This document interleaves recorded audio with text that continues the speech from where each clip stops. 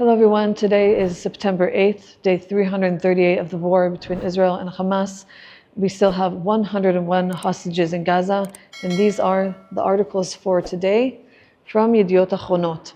Here you have the Mashber Ha'emun, the trust crisis that is postponing the Chakirat HaMechdal, the investigation of the neglect of the 7th of October. And here you have Ktsinim Bchirim, senior officers. Hadereg HaMedini, the political rank, me'oded et ha'aslama b'shtachim, is encouraging escalation in the Shtachim in the West Bank. And we'll also go over Hafganot Anak Leman HaChatufim, huge protest for the hostages. Let's start with our first article. It says here, Hakrav al haderech sheba niskor et hamilchama, the fight over the way that we will remember this war. Erev hachara'at bagatz, the decision of the High Court, will the IDF cooperate with the state comptroller over the investigation of the failures of October 7th? Since the beginning of the war, because the neglect was so extreme, a lot of people have been wanting and demanding answers from everyone involved, and no answers are being given. The only answer that was given in the beginning was that one day there will be an investigation and we will be able to give answers, but right now we're in the middle of war and we have to continue the fight.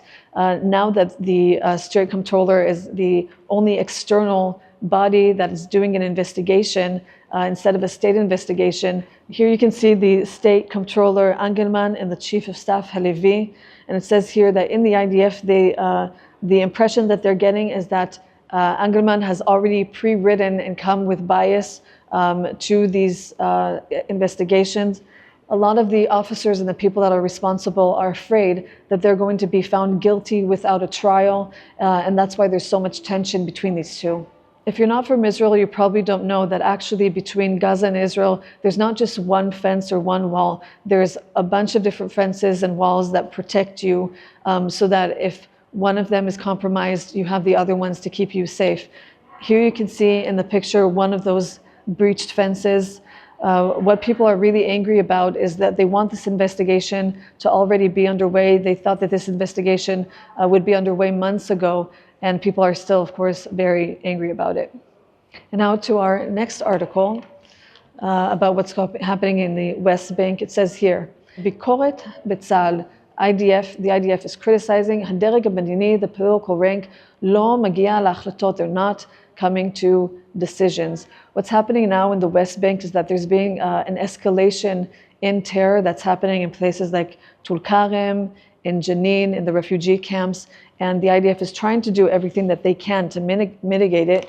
Here you can see an IDF bulldozer that is exposing explosives that have been planted in the Tulkarem refugee camp.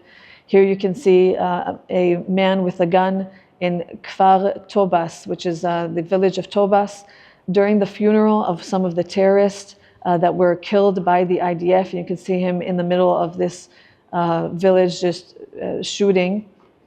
They say here that our security forces are doing everything they can to de-escalate, that there won't be another intifada in Yudan Shomron, in Judea and Samaria. The reason for this escalation, or part of the reason for the escalation, is because of Ben Gvir. If you guys have ever been to the Western Wall is the outer wall of what used to be the temple in Jerusalem. The Temple Mount that is right behind it is where the Dome of the Rock is. That is where Muslims go and they pray. But Jews are allowed to go there, but they're not allowed to pray there. So for the second time after the war, Ben Gvir went there, and it always comes with a lot of controversy. It really heats up the escalation, and he basically said that Jews are allowed to pray there. This has been a huge source of contention between the Muslims and the, let's call them more radical Orthodox Jews. A lot of people believe that Ben Gvir is one of those, and that he keeps saying things that escalate the tensions. But the government says that there has been no change in the status quo. But of course, in the West Bank, it's not been taken the same as he intends it.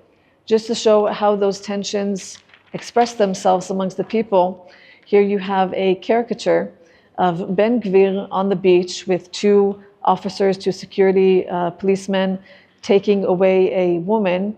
And it says here, Yesh la chol b'kisim. She has sand in her pockets. But basically what happened a few days ago is that he was visiting the beach and a woman there, a young girl, she allegedly took sand and threw it at him. People are angry at him for so many different reasons. One of the reasons also is not just what it causes internally in Israel, but also how he represents Israel.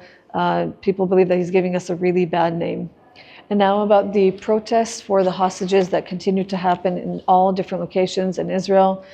It says here, ha'aracha, assessment, ha'eska mitracheket, the deal is moving further away. 11 months after the 11th of October, when we still have 101 hostages in Gaza, it seems that all sides of the deal are really pessimistic about a breakthrough. Washington is refraining from presenting any new type of deal or commenting so that they don't look basically not taken seriously, because they keep updating about these different deals that will happen and they don't happen. Here in the picture, you can see the mom of Matan in Tel Aviv at a protest. Her son has been in Gaza all this time. Here it says that the cousin of Carmel Gat, that was one of the 6 hostages that was murdered, she says here the halachatz hatzva'i, the military pressure, has brought to her death. These protests are ongoing everywhere in Israel, and they keep growing and growing and growing, and they keep getting more and more tense. You can also see in the picture this huge bonfire that they lit up in the middle of a main highway in Israel. These protests are continuing to happen everywhere. People are extremely desperate to see their loved ones come home. In our last date, we updated about the animals that are affected by the war. Now we're talking about a man that is helping to take care of the animals that were neglected after the war for many different reasons. It says here, Chavat hachayot shel hamiluimnik, the animal farm of the reservist. This reservist has taken 320 animals since the war. These animals are in places like the kibbutzim, that perhaps some of their family members were murdered, but the dogs survived or their cats ran away. Now that he's back after 3 months straight in Gaza, he and his wife are trying to expand this project so that they not only take care of the animals, but they can bring teenagers into the mix so that they can also take care of the animals and heal simultaneously. They've even included a barcode for anyone who wants to donate for this cause. And now, as always, we're going to end with some good news about the Paralympics. Here you have Moran Samuel, a Olympic rower, and she says here, even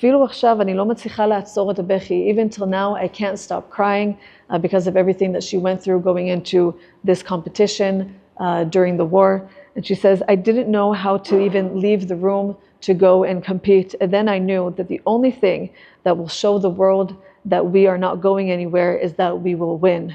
In the end, I heard the crying out, El Israel, of the people chanting in the crowd. And she says, Yadati shazdahav yeshili, I knew that the gold will be mine.